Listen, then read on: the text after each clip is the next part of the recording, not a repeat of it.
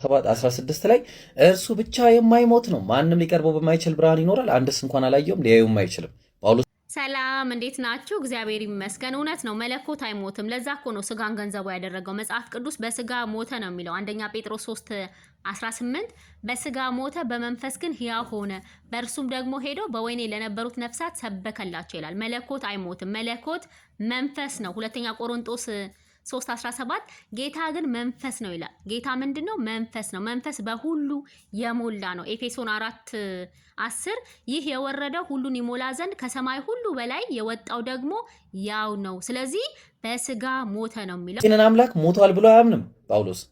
አምላክ ሞቷል ብሎ አስተምሮም እኛም እንደ ቅዱስ ጳውሎስ ነው የምናምነው። አምላክ በባህሪው አይሞትም። ለዛ ነው በስጋ ሞተ በመንፈስ ግን ሕያው ሆነ የሚልክ። አንደኛ ቆሮንጦስ 2:8 ከዚህ ዓለም ገዦች አንዱ እንኳን ይህን ጥበብ አላወቀም፣ አውቀውት ቢሆኑ የክብርን ጌታ ባልሰቀሉት ነበር። ማንን? የክብርን ጌታ ባልሰቀሉት ነበር። ያ የክብር ጌታ የክብር ንጉስ ማን ነው?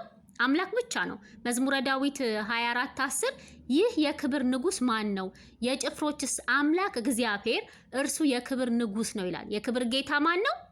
አምላክ ብቻ ነው። ስለዚህ ቅዱስ ጳውሎስ ምን አለን? አውቀውት ቢሆን ኑሮ ይህን የክብር ጌታ ባልሰቀሉት ነበር አለ። የሚሳሳት መሰላችሁ? ቀጠለና አንደኛ ሮሜ ምዕራፍ 1:8 ላይ አምላኬን በኢየሱስ ክርስቶስ አመሰግናለሁ።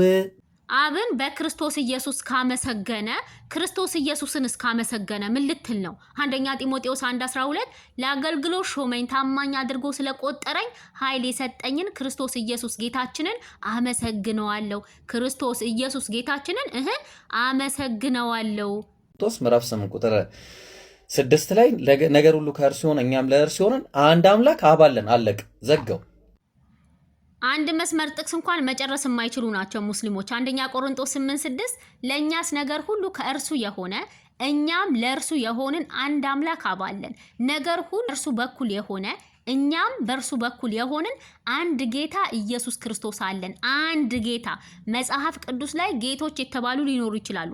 አንድ ጌታ ግን አምላክ ብቻ ነው። አንድ ጌታ ኢየሱስ ክርስቶስ አለን ይላል። ስለዚህ